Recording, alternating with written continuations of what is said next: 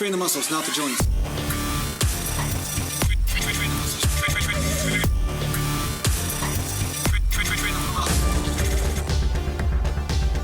Welcome back to Natural Gland Bodybuilding Mountain. And today I'm going to talk to you a little bit about why you might want to start with an isolation exercise before you do your compound lifts. And I'll give you 3 reasons for this. So first things first, a couple of you have expressed some interest in the fantasy audiobook that I'm writing right now based on Dungeons and Dragons.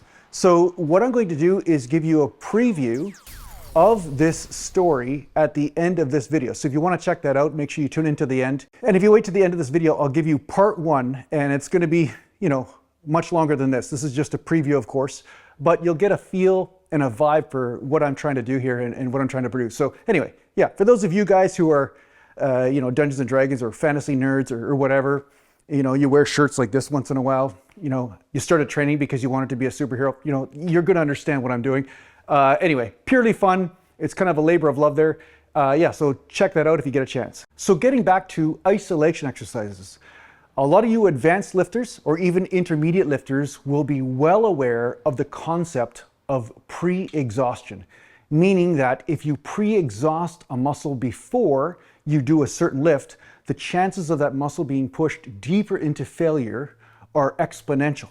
Right? And this is even more prevalent for those of you who say you're doing bench presses, but you have a really hard time feeling the chest. Well, perhaps bench presses naturally start to recruit your stronger muscles, such as shoulders and arms, which is kind of where most people start. Most people start with arm dominance, and it takes some time to develop the coordination or the mind-muscle connection with the chest. So for these people, if they start with an isolation movement, such as chest flies or some type of hybrid fly, they will have a greater tendency to develop the chest from that compound exercise, right? So basically they use the isolation movement to push that muscle into failure. And then with the compound exercise, they're using the strength of their other assistant muscles, right, to push that major muscle group into failure. So the shoulders and the arms will be used to push the chest into even a deeper level of failure, therefore getting more results. So that's one of the main reasons why you see a lot of pro bodybuilders start with an isolation exercise first and then they go into their compounds. You see them do this with leg extensions before they squat as well. And if they feel that their hamstrings are their weak link, they may start with leg curls first and then squat and so forth. So it's one of those things that is a pretty dominant technique in the bodybuilding community. You see it used quite a bit, but this is the main reason. The main reason is pre-exhaustion, and then you are guaranteeing that when you're doing the compound movement, you're going to get a deeper level of failure. So that's the first reason. Now, the second reason is proprioception or mind-muscle connection. So what I mean by this is that when you are using heavier weights, it is a natural tendency for people to use their muscles that are dominant. They're dominant muscles, right? The muscles that you are already strong with, you will naturally fall back on those muscles and use those ones to lift the weight. But when you start with an isolation exercise and you do the isolation exercise light, making technique your first priority, right? This is very important.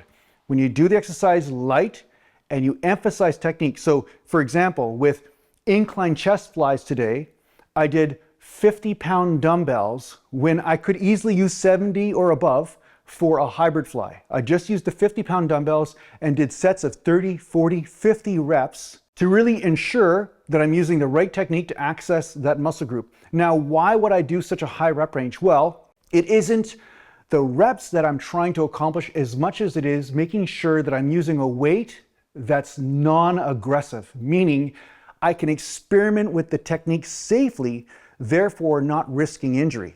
Because one of the big mistakes people do when they do isolation exercises is that they use too heavy of a weight and then naturally start to adjust the technique in order to recruit what? Their dominant muscles again. So when you're using lighter weights, you're giving yourself that freedom to say technique is the first priority, second is the amount of weight I'm lifting, and therefore I will have that freedom safely to activate the muscle group I'm trying to hit.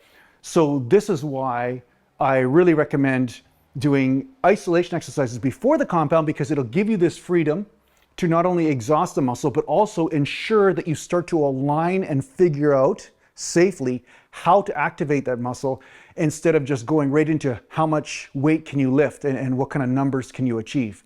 Because if you're using your dominant muscles in order to achieve those numbers, there's no guarantee that you're going to get the results that you want in the muscles that you might be weak in, you know? So this is the thing, you're trying to strengthen up those weak links, and lighter weight can allow you to start getting that coordination and mind-muscle connection in order to guarantee that those muscles are hit once you hit the compound movement after. So that's the second reason why you may want to start with isolations first before the compound, proprioception.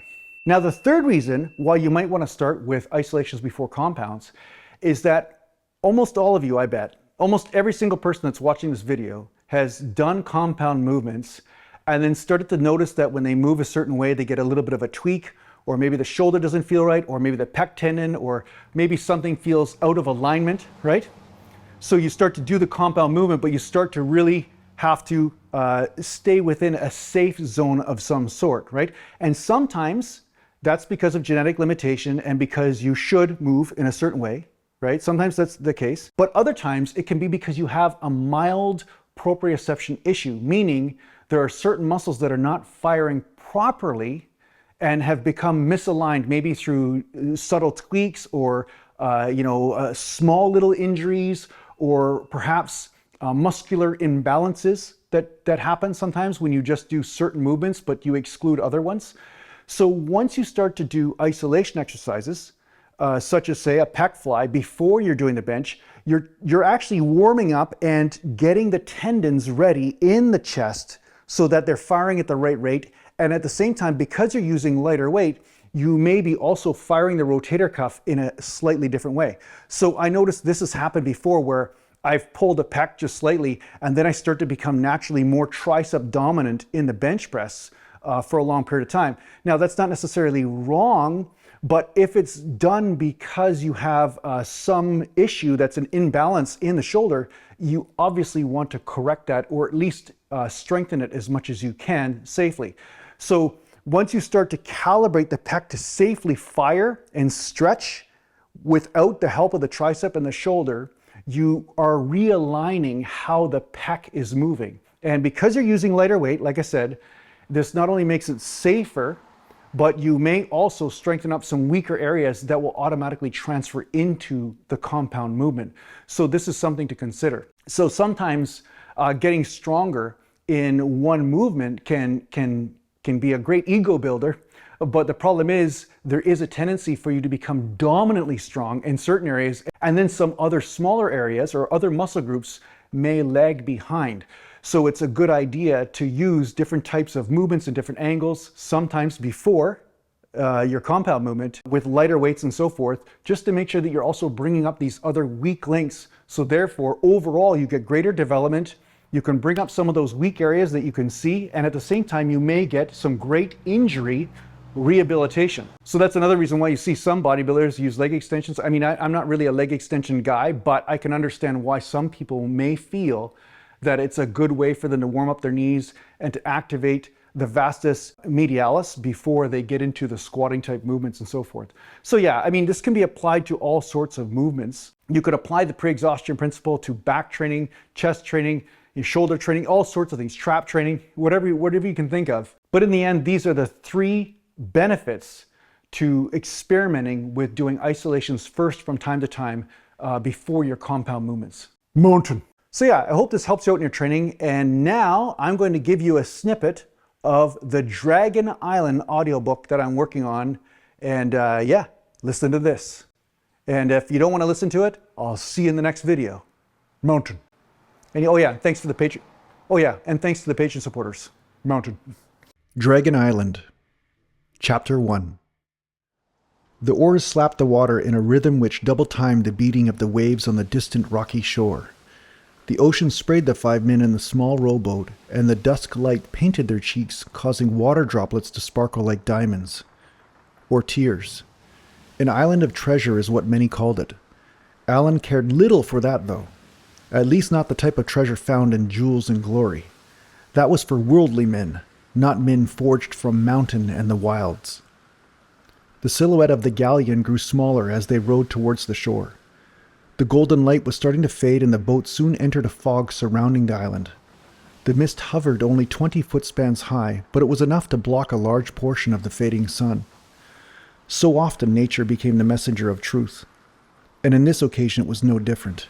One rarely found treasure in the light alone, but so often when one found the courage to delve deeper into darkness. Sometimes in the world, sometimes in oneself.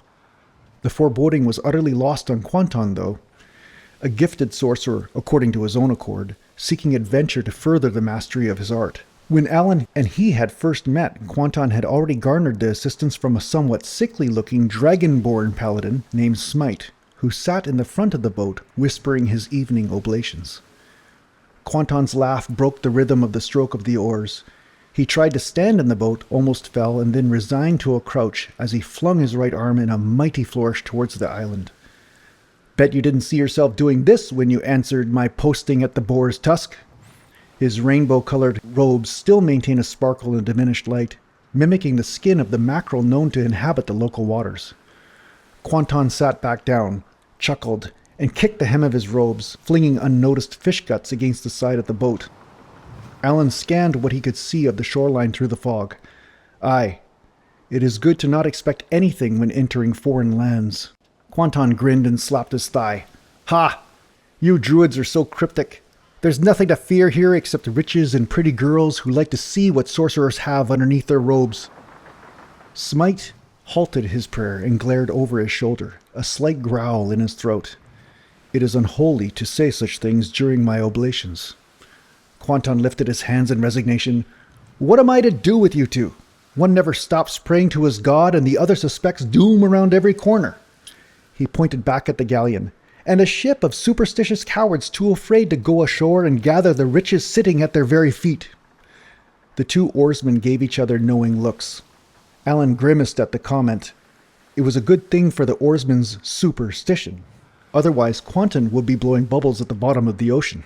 Alan noticed each oarsman wore medallions of Tiahit, the white dragon, a religious talisman revered by all who worshipped the light and knew well the dangers of the dark. Although men of the sea, they revered that which was good and moral.